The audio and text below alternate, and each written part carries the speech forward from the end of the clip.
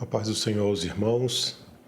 É um prazer poder estar mais uma vez com os irmãos, mesmo através de um áudio, mas podendo compartilhar com os irmãos a santa palavra de Deus e a partir de uma carta muito importante deixada por Tiago aos cristãos de sua época e que tem grande importância também para os crentes de nossos dias, para a igreja de nossos dias. Eu quero agradecer a Deus por essa oportunidade, por esse privilégio, agradecer ao convite que foi feito pelo Jadilson. Que Deus continue abençoando cada vez mais cada um dos irmãos. Nós somos incumbidos de trazer aos irmãos uma reflexão breve em algum texto do capítulo 5 da carta escrita por Tiago. E então nós selecionamos os versículos de 7 a 18, em que Tiago vai tratar de duas questões bem importantes no que diz respeito à vida cristã e também a uma situação que estava sendo vivida por aqueles irmãos. Tiago ele vai tratar de dois valores muito importantes. Ele trata sobre a paciência que é necessária em meio às lutas e às adversidades e também a necessidade da oração, que deve ser constante na vida do crente, no sentido de capacitá-lo e fornecer a ele habilidades e capacidade para vivenciar as adversidades da vida. Capítulo 5, a partir do versículo 7. Sede, pois, irmãos, pacientes até a vinda do Senhor. Eis que o lavrador aguarda com paciência o precioso fruto da terra, até receber as primeiras e as últimas chuvas. Sede vós também pacientes e fortalecei o vosso coração, pois a vinda do Senhor está próxima. Irmãos, não vos queixeis uns dos outros para não serdes julgados. Eis que o juiz está às portas. Irmãos, tomai por modelo no sofrimento e na paciência os profetas, os quais falaram em nome do Senhor. Eis que temos por felizes os que perseveraram firmes. Tendes ouvido da paciência de Jó, e vistes que fim o Senhor lhe deu, porque o Senhor é cheio de terna misericórdia e compassivo. Acima de tudo, porém, meus irmãos, não jureis nem pelo céu, nem pela terra, nem por qualquer outro voto, antes seja o vosso sim, sim, e o vosso não, não, para não cairdes em juízo. Está alguém entre vós sofrendo? Faça oração. Está alguém alegre? Cante louvores. Está alguém entre vós doente? Chame os presbíteros da igreja e estes façam oração sobre ele, ungindo-o com óleo e em nome do Senhor. E a oração da fé salvará o enfermo, e o Senhor o levantará, e se houver cometido pecados, ser-lhe-ão perdoados. Confessai, pois, os vossos pecados uns aos outros, e orai uns pelos outros para serdes curados. Muito pode, por sua eficácia, a súplica do justo. Elias era um homem semelhante a nós, sujeito aos mesmos sentimentos, e orou com instância para que não chovesse sobre a terra. E por 3 anos e 6 meses não choveu. E orou de novo, e o céu deu chuva, e a terra fez germinar seus frutos. Meus irmãos, se algum entre vós se desviar da verdade, e alguém o converter, sabei que aquele que converte o pecador do seu pecado errado, salvará da morte a alma dele e cobrirá multidão de pecados. Eu gostaria de compartilhar com os irmãos estas duas verdades elencadas no texto: a paciência em meio às lutas e a necessidade da oração. Nos versículos de 7 a 11, Tiago descreve a necessidade da paciência. E é importante ressaltar que no contexto de Tiago, Os cristãos estavam sendo perseguidos. E Tiago, então, incentiva e motiva aqueles irmãos a que sejam pacientes até a vinda do Senhor, como descreve o versículo 7. Tiago, ele instrui a igreja a suportar com paciência as dificuldades diante da iminente volta do Senhor. Aqueles irmãos, eles tinham uma esperança. Eles estavam sofrendo, sendo perseguidos, mas eles acreditavam que Jesus voltaria, como Jesus havia dito que voltaria, e essa era uma das pregações e afirmações dos cristãos daquela época. E Tiago confirma esta verdade. Jesus irá voltar. Então, irmãos, sejam pacientes até a vinda do Senhor. Tiago, então, ele cita o exemplo do lavrador, que deve esperar com paciência e no tempo certo o fruto da terra. E este exemplo seria para fortalecer a fé daqueles irmãos. Tiago deixa então este exemplo. No tempo certo, nós colheremos do fruto que estamos semeando. Estamos semeando fé, perseverança. Semeie também a paciência. No versículo 8, Tiago escreve: fortalecei o vosso coração. Tiago instrui os cristãos a manter firme o coração e a expectativa é a vinda do Senhor.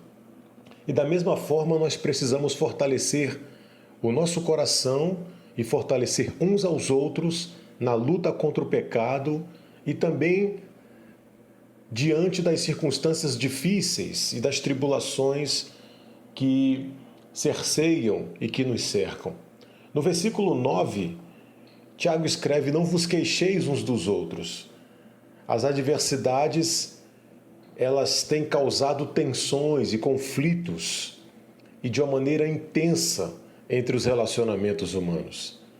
E nós devemos, observando a instrução de Tiago, devemos evitar, ou melhor, não devemos estabelecer juízos, diante de tantos conflitos que têm se estabelecido entre nós e entre muitos irmãos.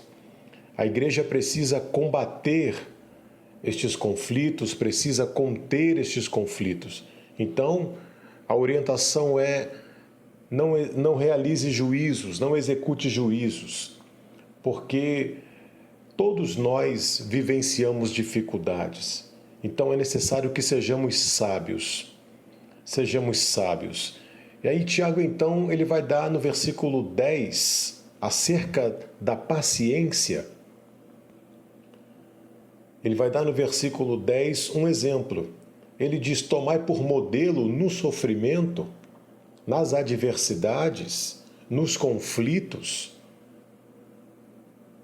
a paciência dos profetas. E no versículo 11, ele cita o exemplo de Jó. Tendes ouvido da paciência de Jó.